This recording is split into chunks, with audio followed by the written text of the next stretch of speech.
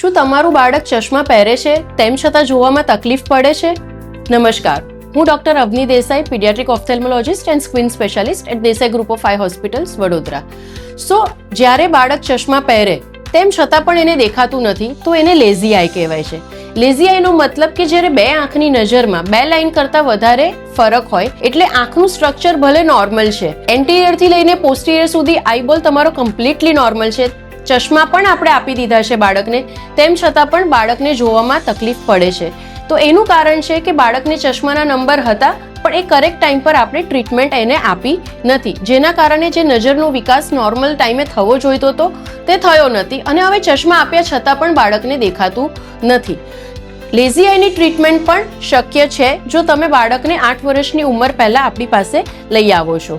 Lazy આઈની ટ્રીટમેન્ટમાં patching therapy આપીએ છીએ, જેમાં આપણે એક આંખને બંધ કરવાની હોય છે અમુક સમય માટે અને એ લગભગ 2 થી 6 મહિના સુધી કન્ટિન્યુ કરવું પડે છે. તમને જો તમારા બાળક માટે લેઝી આઈનો ડાઉટ હોય તો તમારા નજીકના પીડિયાટ્રિક ઓફથેલ્મોલોજિસ્ટને કન્સલ્ટ કરો અને લેઝી આઈની ટ્રીટમેન્ટ મેળવો. Thank you.